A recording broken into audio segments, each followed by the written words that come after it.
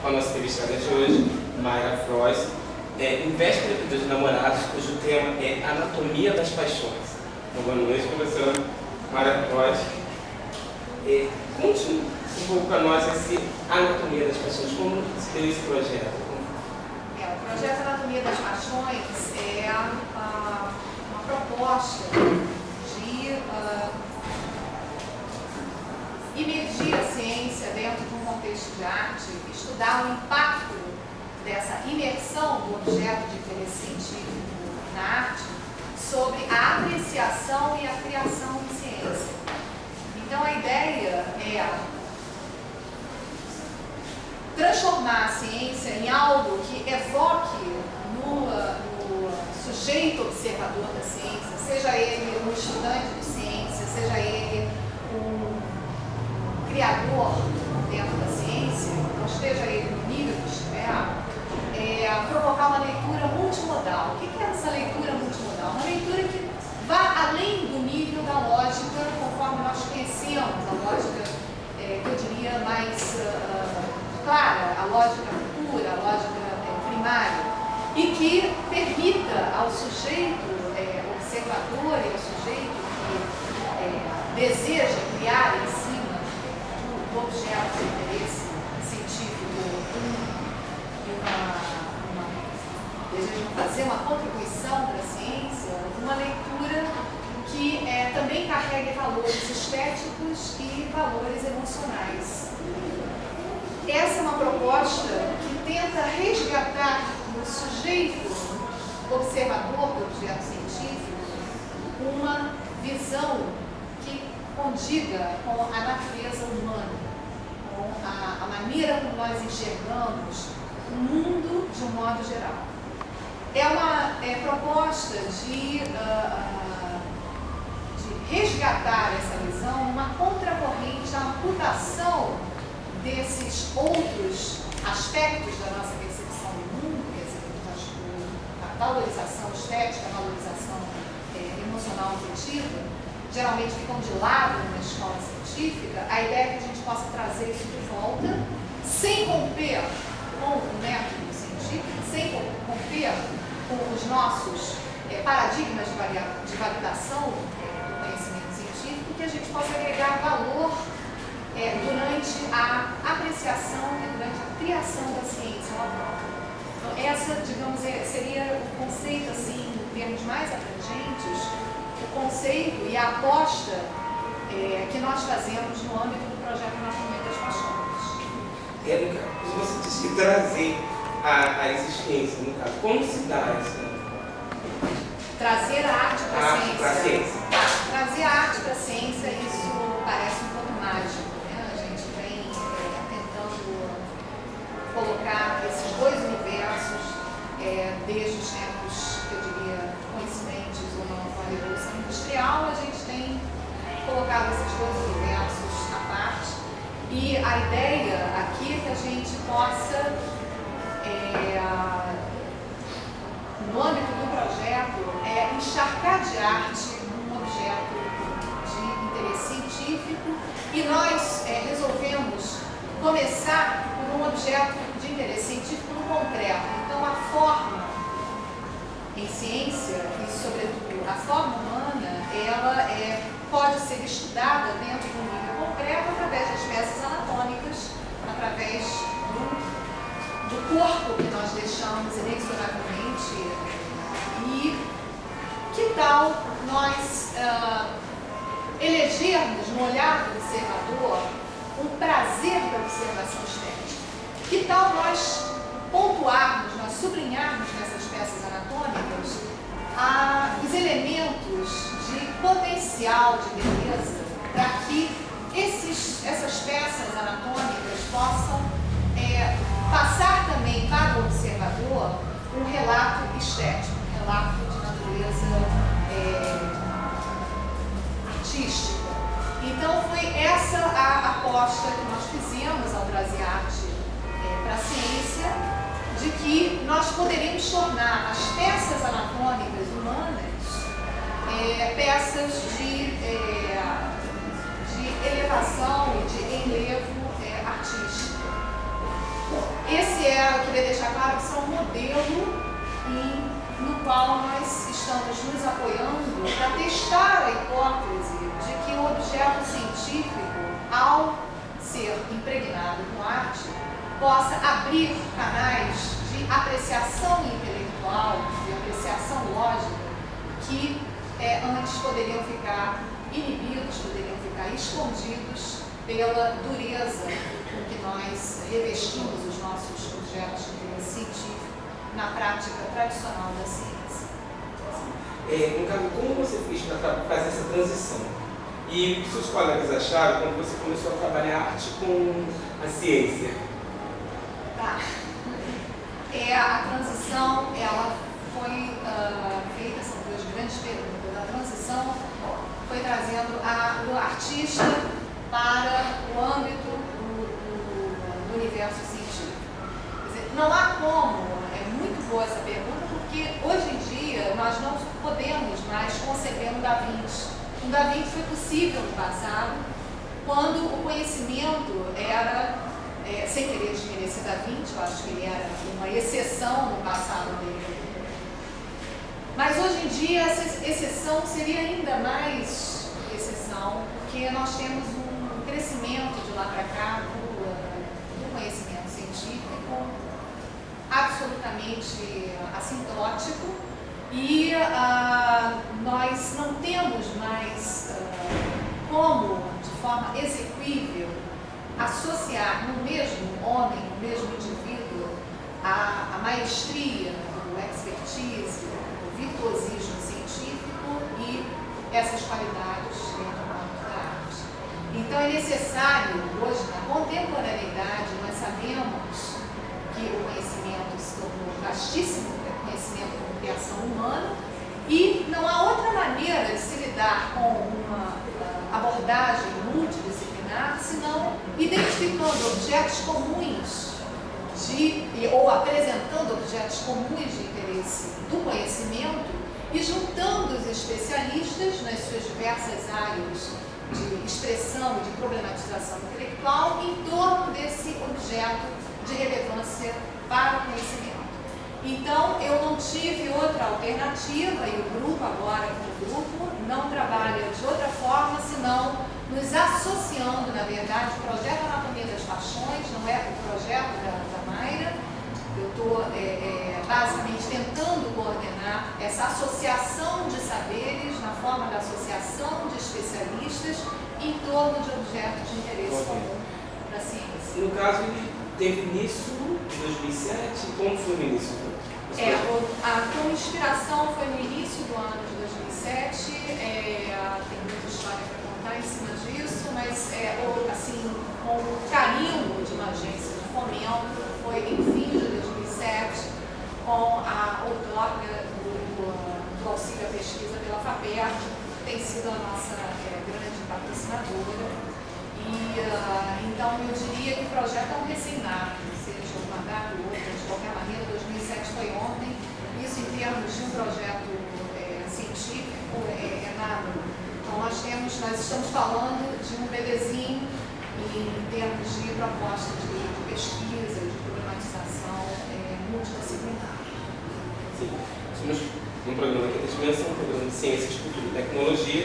A nossa entrevistada de hoje é a professora Mayra Frois, professora adjunta pela Universidade Federal do Rio de Janeiro, formada em Ciências Biológicas pela UERJ. Nós estamos falando sobre o projeto de pesquisa Anatomia das Paixões. E você, internauta, que deseja fazer sua pergunta, você pode enviar para o quinta.d@hotmail.com. Professora Mayra, como já falou, como foi o início do projeto, como se deu e como tem sido hoje a aceitação dele pelos demais ramos, né? Porque você trabalha a arte junto com a ciência. Como tem sido esse projeto? Através dos cientistas, dos futuros cientistas, como eles têm trabalhado? Uma provocação. Assim, em uma palavra, eu posso dizer que o projeto é uma provocação.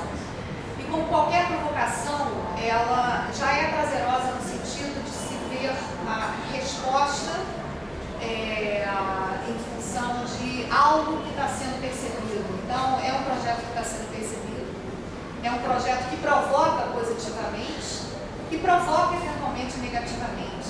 Eu posso dizer que a aceitação junto aos colegas das áreas de artes e filosofia, que são, em termos das grandes áreas, as áreas com as quais nós conversamos, além da área de ciência, ela é muito mais imediata do que a aceitação dentro da própria ciência. É difícil, como é esperado, romper-se com o tradicionalismo, ainda que essa ruptura com o tradicional não seja absolutamente uma ruptura. Nós não estamos propondo a ruptura com o método científico, nós estamos propondo a agregação de valor ao método científico, dando ao cientista a possibilidade e, no momento, a curiosidade em saber se é possível se fazer ciência e, eventualmente, uma ciência mais criativa, uma ciência mais inteligente, uma ciência que seja capaz de responder às grandes questões ainda absolutamente encerradas em caixas pretas, como a questão da consciência, o que é a consciência, o que é o pensamento. Será que é possível nós fazermos uma ciência mais inteligente, mais criativa, se nós nos permitirmos, durante o processo de criação da ciência, uma divagação, uma abertura para os potenciais em nível estético e emocional que os objetos de interesse científico têm? Será que nós podemos nos permitir uma visão da ciência como homens? Ou será que nós devemos nos encerrar na visão da ciência dentro de uma lógica que se limita à lógica primária? Então é essa questão que geralmente é o gargalo dentro da ambiência científica. É aí que a gente esbarra com aqueles que se encantam com a proposta e com aqueles que apostam que isso é uma grande bobagem. Só que isso tudo é vida, isso tudo é a certeza de que a nossa proposta está impactando, ou seja, existe uma ressonância e onde existe ressonância, existe a possibilidade de trabalho. Então é isso que nós estamos apostando. Nós queremos colocar aqui que é uma hipótese que está em teste. E teve uma exposição de trabalhos no ano de 2008. Em 2008 nós fizemos uma mostra na Casa da Ciência atrelada a um evento comemorativo pelos 200 anos da criação da Escola de Medicina no Brasil, da família portuguesa. E nós também fizemos, nós estávamos na mostra Papéis de 30 anos, no início desse ano, e logo depois nós fomos para um evento, nós fizemos um evento na Semana do Cérebro, que é um evento organizado pela ONG Ciências e Cognição, e que tem o carimbo também da Society for Neuroscience, mais especificamente da Dana Elbers. É uma Semana do Cérebro Internacional. Nós também fizemos essa participação e foi de uma riqueza muito grande, que nós podemos em 2 dias interagir com cerca de 1000 crianças das escolas públicas, visitando e se encantando com uma ciência que tinha a ousadia de se apresentar como uma bela ciência. Então tem sido muito prazeroso. E, no caso, a repercussão das obras, que vocês fizeram várias obras, retratando o aparelho auditivo. Aí como tem sido? As pessoas têm... Olha, de um modo geral, a gente passa por uma leitura, que é uma leitura, dependendo de como você apresenta, uma leitura de entendimento lógico, para uma leitura de embevecimento pelo valor estético, até uma leitura de envolvimento emocional. Então a gente tem percebido, assim, isso dentro de uma visão empírica, através dessas mostras. O projeto ele não é um projeto para produzir mostras, mas um projeto para produzir achados de pesquisa. Mas é claro que a gente aproveita dessa imersão do objeto de ciência em arte para levar isso ao público e provocar, estudar a provocação no público das reações que nós esperamos sejam reações que transitem desde os níveis de entendimento lógico até os níveis de sensibilidade estético-afetiva. E efetivamente é o que a gente está percebendo, não só no público de estudantes de ciência ou de sêniores em ciência, como, sobretudo, no público geral e infantil, na forma de estudantes. Então, mais uma vez, estamos no programa Quinta Dimensão, programa de Ciências, Cultura e Tecnologia. Para você que está nos assistindo via internet, você pode fazer a sua pergunta através do programa do e-mail quinta.d@hotmail.com. E nós estamos com a professora Mayra Frost falando sobre o projeto Anatomia das Paixões. Conforme nós já falamos de algumas obras que já foram feitas, aqui nós temos que estar passando algumas das fotos, mas também nós temos aqui o Alan Veríssimo Mazambuja, que é até artista e colaborador do projeto. E também ele vai falar conosco aqui e mostrar um pouquinho já do que tem sido feito para você aí internado. Boa noite. Boa noite.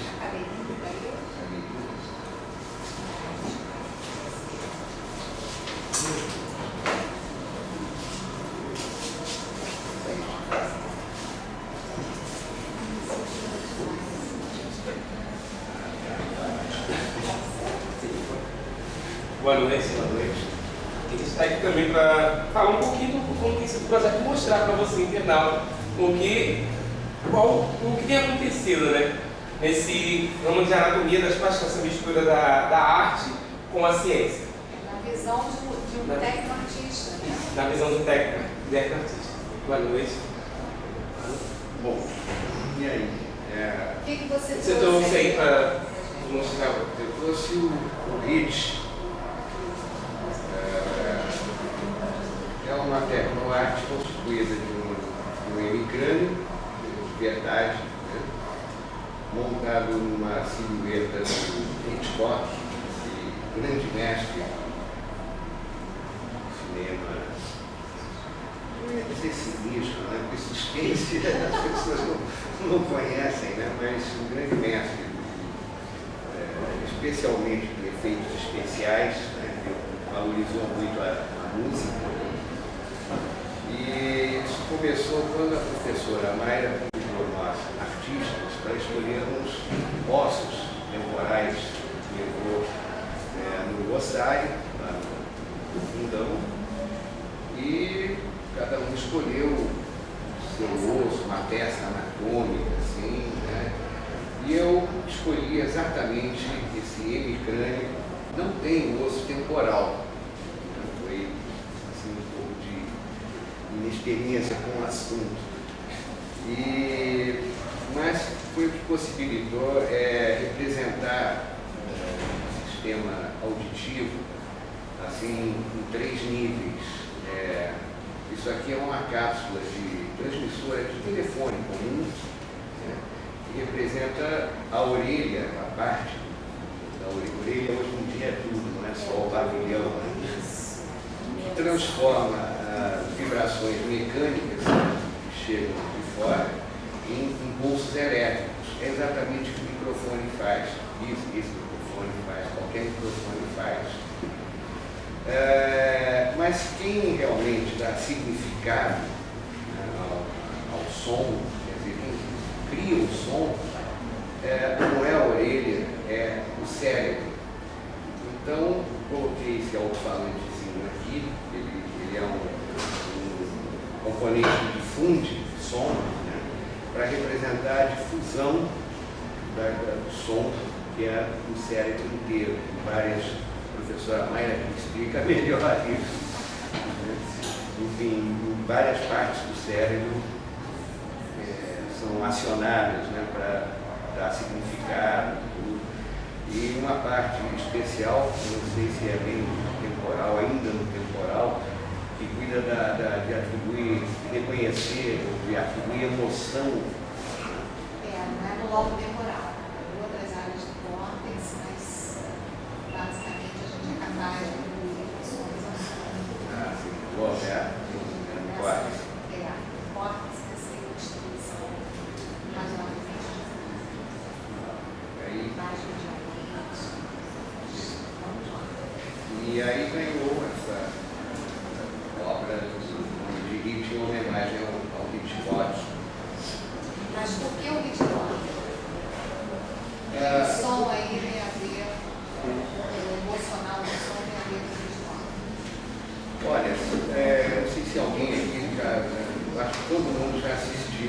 Psicose, por exemplo, tem aquela cena das facadas lá de sujeira.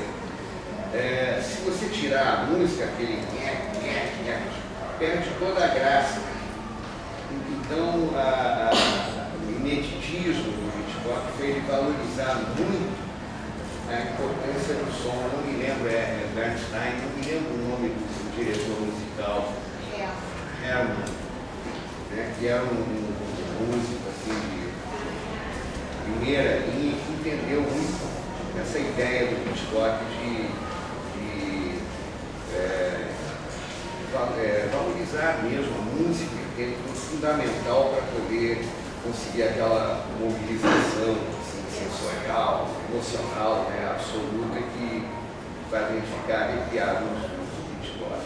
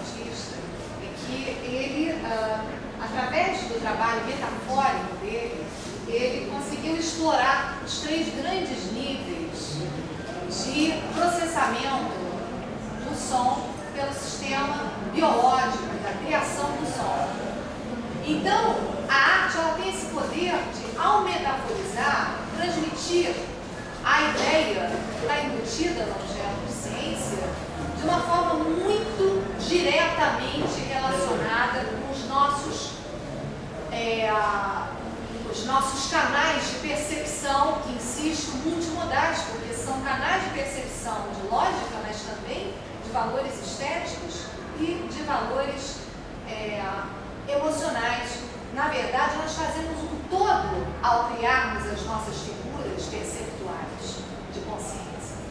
E o trabalho do Alan Zambuja, ele resume muito bem a capacidade que a arte tem como instrumental de transformar, sem perder a informação em ciência, de transformar a informação da ciência em algo plugado diretamente por todos os nossos canais de observação.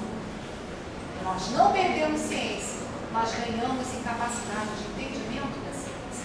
Então, o projeto Anatomia das Paixões, ele, assim como essa, ele tem várias outras criações que apresentam o objeto de ciência modelo que nós elegemos, poderia ser qualquer outro, mas nós elegemos um sistema sensorial que, ironicamente, é um dos canais principais para a nossa apreciação do mundo, incluindo o mundo da ciência, para testar essa capacidade do homem, incluindo o homem de ciência. O cientista não deixa de ser um sujeito homem, sobretudo a ciência é ciência porque existe um sujeito homem por trás dela. Então a ideia é apresentar o sistema da audição como um sistema capaz de evocar no observador, através desse tratamento complexo de arte e consciência, provocar no espectador um mergulho pelos nossos verdadeiros, reais canais de percepção do mundo e provar que esse mergulho continua sendo um mergulho inteligente e talvez mais criativo da nossa proposta. Brilhante trabalho. No caso, Maia, por que anatomia das paixões? A pergunta, por que a paixão relacionada? Tem várias maneiras de se explicar isso. Uma delas tem raízes históricas. Eu gostaria, inclusive, eu posso deixar isso assim. Eu gostaria de contar, então, uma historinha. Eu vou contar uma história para vocês. Os idos da Academia Imperial de Belas Artes, quando nós inauguramos no Brasil a primeira escola de Belas Artes, com a chegada da família real portuguesa, uma das consequências disso foi a criação de uma Academia Imperial de Belas Artes na cidade do Rio de Janeiro. Hoje é uma escola de Belas Artes da UFRJ. E isso eu estou falando em anos 20, o primeiro terço do século XIX. E o que nós tínhamos era uma disciplina que se chamava Disciplina Anatomia e Fisiologia das Paixões, que basicamente trabalhava com a ideia de que os artistas seriam, através do treinamento nessa disciplina, seriam estimulados à representação da vida humana com emoção. Nós criávamos, nessa época, as raízes de uma nação independente, de uma nação que pudesse orgulhar-se do seu corpo, dos seus feitos heróicos, históricos, de uma identidade cultural própria. Então, a Escola de Belas Artes, que era a Academia Imperial de Belas Artes, ela tinha um pouco dessa missão. E a Anatomia e Fisiologia das Paixões apresentava a anatomia humana com grau emocional. O autor de referência mais importante para essa disciplina chamava-se Charles Lebrun. Charles Lebrun, ele, no século XVII, agora voltando ainda mais para trás, um pintor e desenhista do século XVII, na França, e ele, um dos trabalhos dele foi uma série de feições humanas em desenho, e que se chamou Expressões das Paixões da Alma, em que ele apresentava os sentimentos na forma de desenhos de expressão desses sentimentos. E ele era um dos autores mais estudados, era referencial para a disciplina Anatomia e Fisiologia das Paixões. O que nós estamos fazendo, claro que essa disciplina, ela inspirou, ajudou a inspirar, no mínimo, o nome que nós carregamos no projeto hoje. Aqui nós temos, inspirados nessa disciplina, no trabalho do Charles Lebrun e no conceito do projeto, nós trazemos as peças anatômicas do sistema da audição para a figura humana, conforme Charles Lebrun representou os sentimentos. Aqui se trata da veneração. Nós fazemos uma releitura dessa figura humana do Charles Lebrun, inserindo as peças anatômicas na forma de desenhos do osso temporal. Então, nós estamos criando máculas um pouco diferentes, em que o homem é apresentado junto às peças de interesse em anatomia, e o homem que sente, o homem que expressa o sentimento. Então, essa é uma maneira de evocar, na leitura do estudante de ciências, uma referência ao homem no seu valor humano mais profundo, que é na vivência dos seus sentimentos complexos. E com isso, nós estamos avançando para a criação de máculas de anatomia do sistema da audição, que na verdade é também uma obra de arte. Então, isso foi um propósito importante colocar aqui para vocês como um novo tipo de obra que é criada em decorrência dessa junção de artistas e cientistas. Uma outra inspiração para o nome Anatomia das Paixões.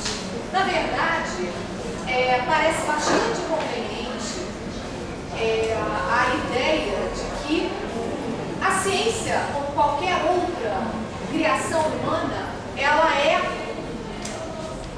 indiscutivelmente resultado da paixão do homem pela sua criação, que é o conhecimento. Então, a anatomia das paixões, o termo paixão, ele é uma referência à paixão que move qualquer indivíduo no saber que está realmente envolvido no seu objeto de criação de conhecimento, seja na área das ciências naturais, seja na área das ciências humanas, seja nas artes. Nós sabemos que não há um relato de um grande avanço no conhecimento sem que haja um relato também, às vezes escondido, de uma grande paixão. Então, essa é também uma referência explícita no nome do projeto. E uma terceira referência, inclusive ligada a essa, é no sentido de que os sistemas sensoriais, no caso nós escolhemos o sistema sensorial auditivo como modelo da nossa testagem, temos um modelo piloto da nossa testagem, os sistemas sensoriais podem ser entendidos como portais das paixões humanas.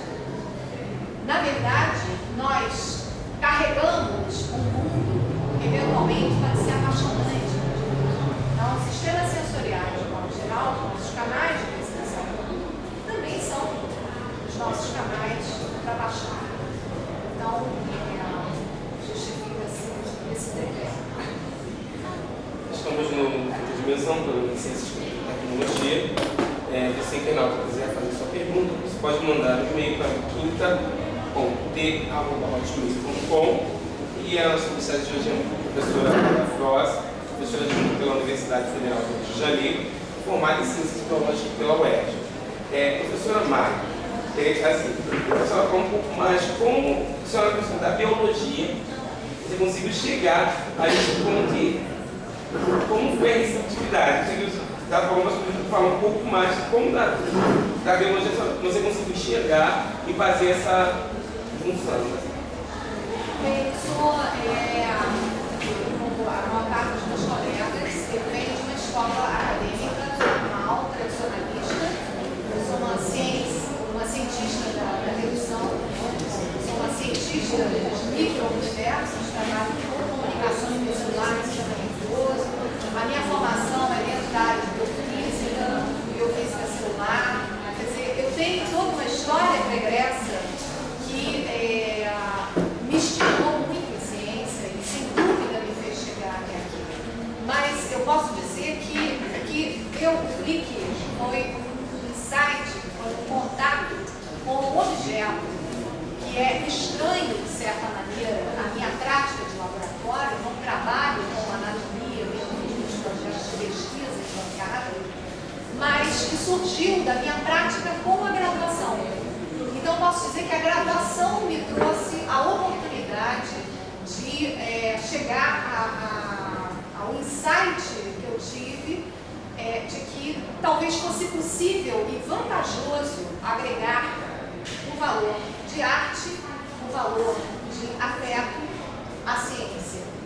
E então a história é a seguinte: eu dou aula do curso de fonoaudiologia, eu não sei dizer, talvez há mais de 8 anos, e me deram uma disciplina muito complicada que ninguém queria pegar, que era a anatomia dos sistemas sensoriais. Perigoso, você vai ter que dar anatomia do sistema da audição. É uma anatomia muito complexa, muito pormenorizada. Ninguém quer pegar, Mayra, você quer pegar? Sim, eu quero. Eu quero porque eu sempre fui apaixonada por uma razão que eu não saberia dizer. Não há razão. Às vezes não há razão. Eu sempre fui apaixonada pelo sistema da audição. E me pareceu um desafio enorme, mas um desafio possível. Porque eu me sentia estimulada a estudar. E passaram-se, sei lá, 2, 3, 4 semestres, eu dando aquela anatomia bastante dura, bastante pesada, aprendendo ao longo dos cursos, porque não é uma anatomia, aliás, a anatomia de modo geral, se adentrar em profundidade, é uma área que exige um aprofundamento e uma revisitação constante.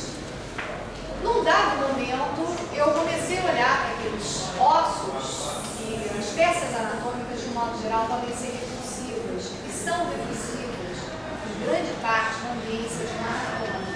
Então, o que nós fazemos dentro de um anatômico, que não deixa de ser um cemitério aberto, o que nós fazemos é tentar não nos ligar na carga emocional que está nos trazendo. Mas esse contato, no entanto, teve um belo dia em que eu olhei para a peça e me dei conta conscientemente da beleza de um osso, a beleza que carrega um osso humano. Mais especificamente, eu tinha um osso corporal na minha frente e pensei, bom, será que eu posso apresentar essa anatomia que quase ninguém entende nas minhas turmas de graduação? Assim, consistentemente eu saio, sei lá, metade da turma tirando menos do que 5, quer dizer, um aproveitamento suficiente. Será que eu posso apresentar uma anatomia do sistema da audição, explorando a beleza dessa peça anatômica? Será que é possível obter melhores resultados nas minhas turmas se eu agregar beleza à divisão? Então foi aí que surgiu o ímpeto de trabalhar, tentando embelezar, tentando extrair aquilo que eu conseguia ver, apesar da dureza da contextualização científica que nós geralmente usamos, tentar extrair o que potencialmente aquela peça tem de belo. E o entendimento das consequências disso foi surgindo aos poucos. Eu estava até falando com o Valmir, e na verdade eu fui entendendo onde nós estávamos chegando com essa aparentemente ingênua associação de arte com ciência, aos poucos, ao longo. E ainda estamos nesse entendimento. Agora eu não sou sozinha, eu tenho uma equipe que envolve artistas, eu não faço arte, a arte é feita pelos artistas.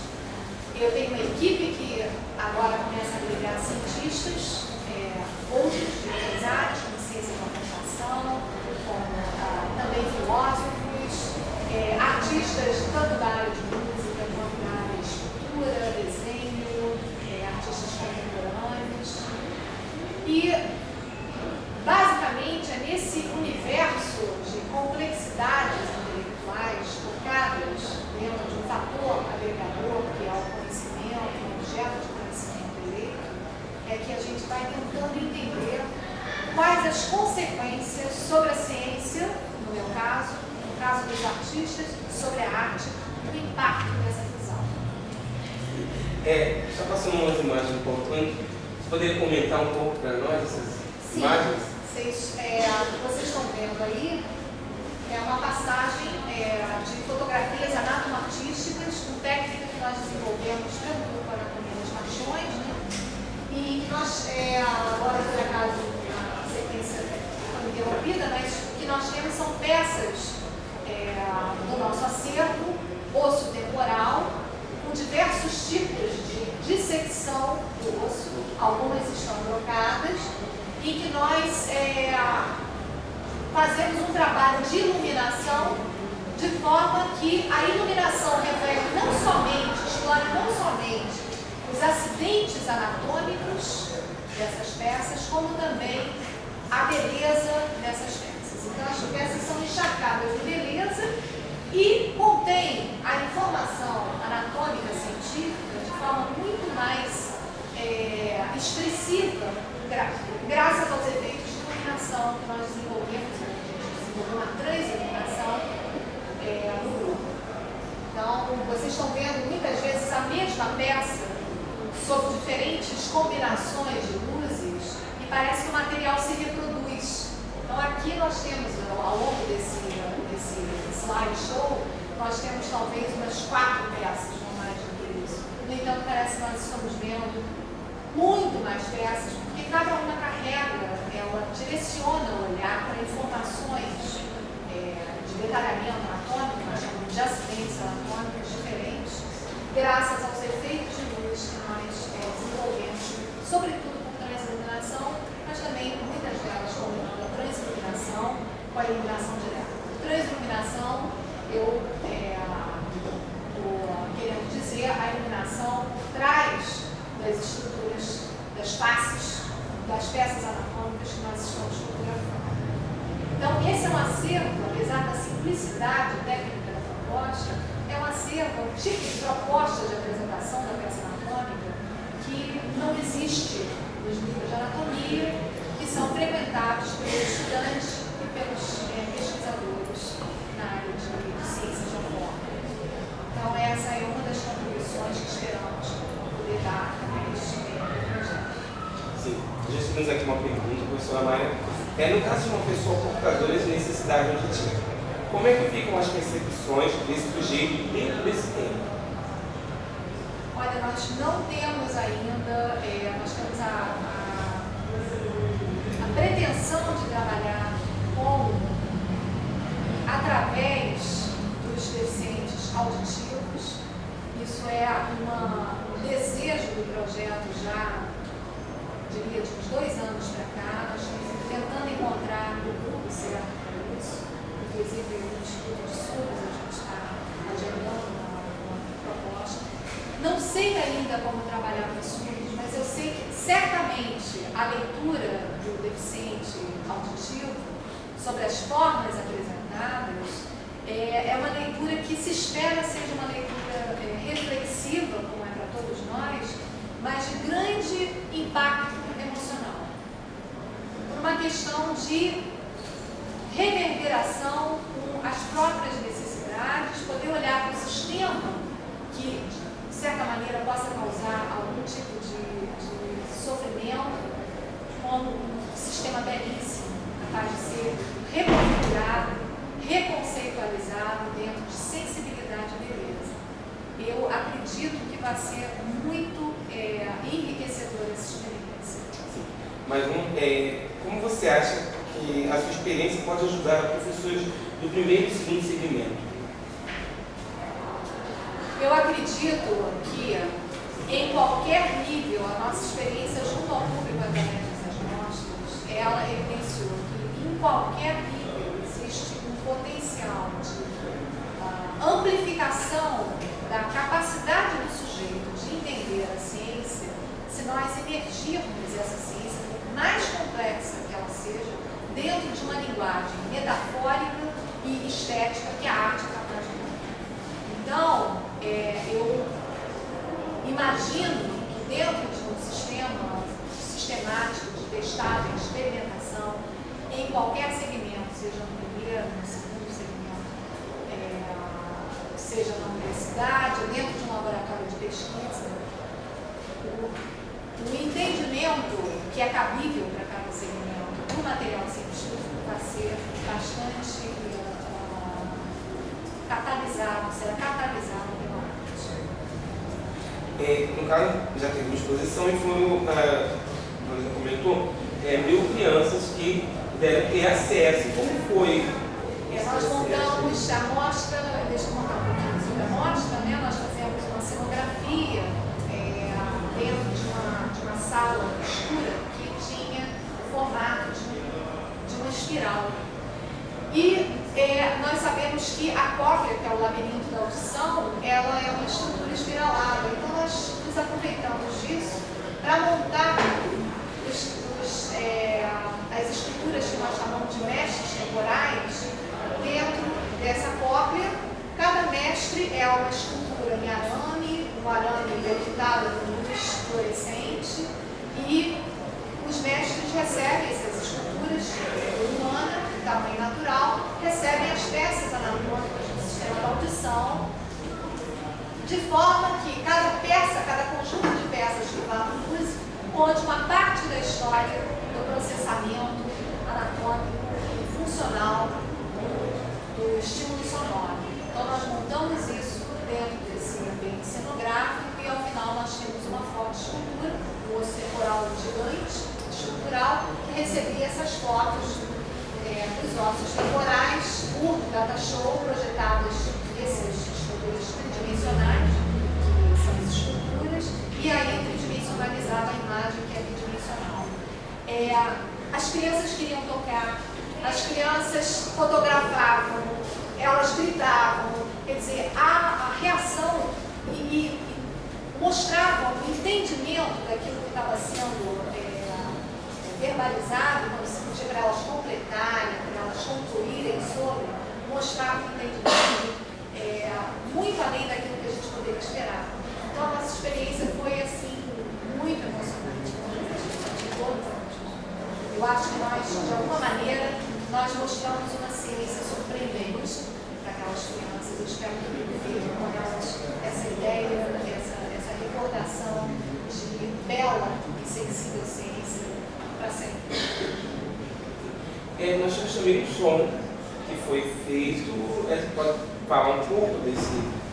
Sim, nós temos uma colaboração com a Escola de Música da UFRJ, que tinha como projeto Sistema Auditivo, Audição, a criação do som, a música, o som da música.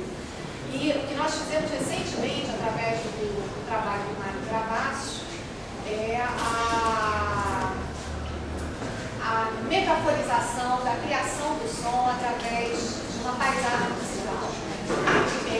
Assim como o Dirceu Oliveira criou uma metaforização, ele era a escultura da época, uma metaforização do sistema anatômico da audição, da inserção desse sistema na vida humana. Nós criamos também, através de Mário Travassos, da Escola de Música, nós criamos uma metaforização através da música, do sistema da audição, fazendo arte. Eu não sei se vocês vão rodar essa paisagem musical. A música chama Os Bastidores, através de correlatos sonoros. Nós contamos como o som ou estímulo acústico vai passando pelo sistema biológico, pelos diferentes meios de propagação. Então, nós temos o som gasoso, vocês estão ouvindo, quer dizer, o som que está penetrando pelo meato acústico externo, agora a membrana mecânica, os ossículos estão em ação, o som sólido, agora o som líquido da cóclea, o som se propagando da pele líquida da cóclea. A cóclea é o transdutor mecânico elétrico. Do som do líquido, nós construímos um correlato eletroquímico. Nós fazemos um som, digamos assim, elétrico. E é o que esse trecho aqui da paisagem musical do Mário está mostrando.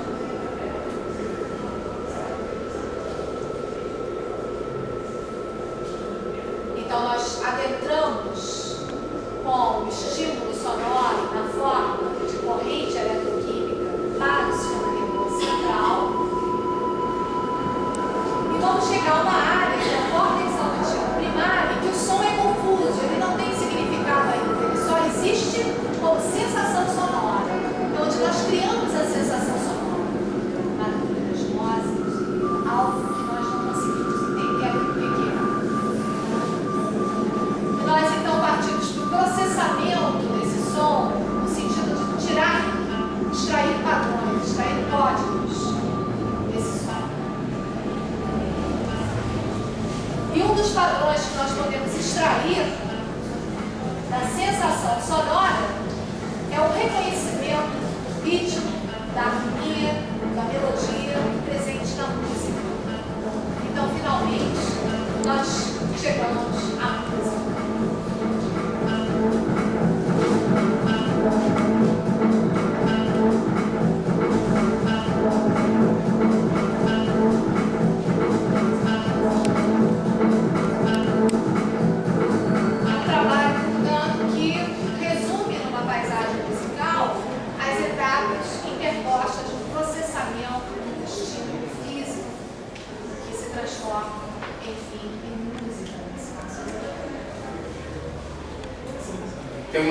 Temos mais uma pergunta. Que ideias você pode dar, professora, para os professores de matemática trabalhar essa arte? Uma ideia já pronta? Bom, eu tenho uma colaboração emergente com o professor Ricardo Cruz, que é professor do Instituto de Matemática e que é um poeta. Então, a primeira coisa que surgiu para ele, Mário, eu quero você me colocando aí na sua lista de colaboradores, eu vou criar poesia específica para inspirar na sua proposta. E, bom, eu diria que essa é uma proposta de um matemático e uma proposta absolutamente realizada, um poeta e um matemático absolutamente excepcional. Eu não tenho assim como apostar na matemática nesse momento sem a problematização como matemática. É como eu te falei, eu não posso problematizar nas áreas dos colegas. O que eu vou fazer com o Ricardo Cruz e com outros colegas de outras áreas é tentar seduzi-los ao centro das nossas questões e convidá-los à problematização dentro das suas áreas. Essa é a beleza do projeto. É um projeto que não existe sem que nós nos sentemos em círculo, não hierarquicamente em torno do nosso projeto. Será assim. E futuramente já tem outros educadores, no caso, tentando se enquadrar ou aproveitar esse tema para poder trabalhar futuramente com isso? Na verdade, o que nós temos são o corpo crescente de colaboradores trabalhando em torno do tema, cada um dentro das suas áreas. Nós ainda não temos, a sua pergunta talvez possa ser traduzida. Você acha ou já está criando uma escola? Não. Porque a escola é mais do que o grupo que provocou a ideia. A escola tem que ultrapassar o grupo de criação da ideia. Nós não estamos nesse estágio. Bem, estamos no Intervenção, Programa de Ciências, Cultura e Tecnologia, e estamos abrindo espaço para a plateia fazer alguma pergunta. A plateia tem perguntas?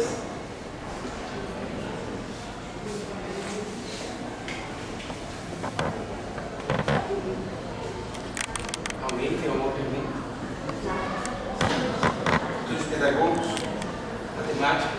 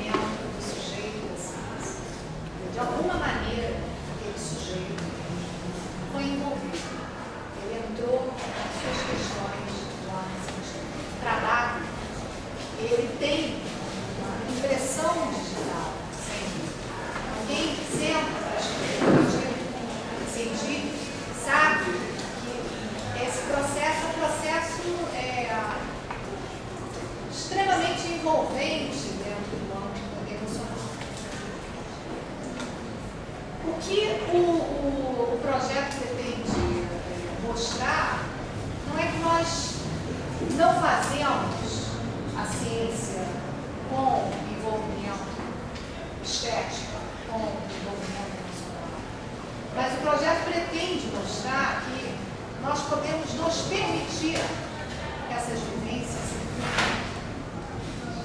que nós podemos viver o arrebatamento estético, o arrebatamento emocional, tirando partido disso. Que nós, eventualmente, poderemos fazer uma ciência mais inteligente se nós, sem o sacrifício, novamente, da consolidação da solução pelo método científico, proposta, validação pelo método científico, que nós podemos nos permitir a aceitação de que o nosso objeto de ciência não é tão duro quanto parece.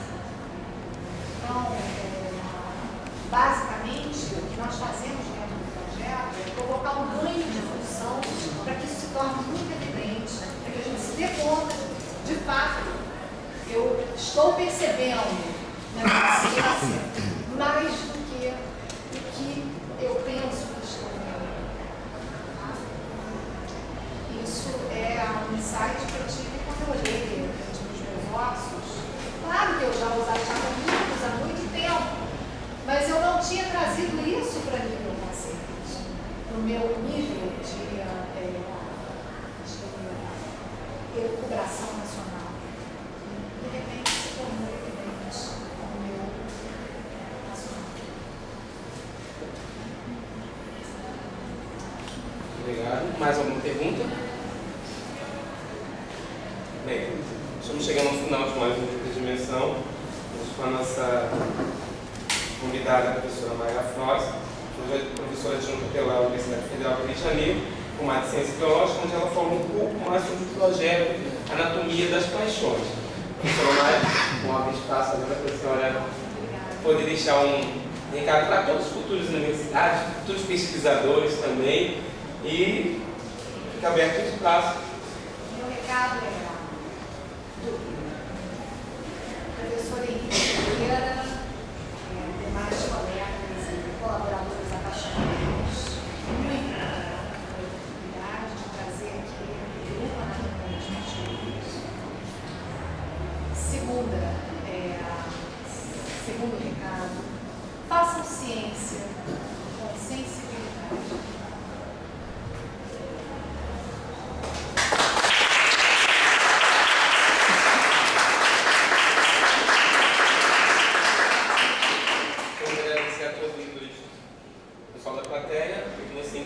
E a toda a equipe participou juntamente conosco. Muito obrigado, uma boa noite e até o próximo.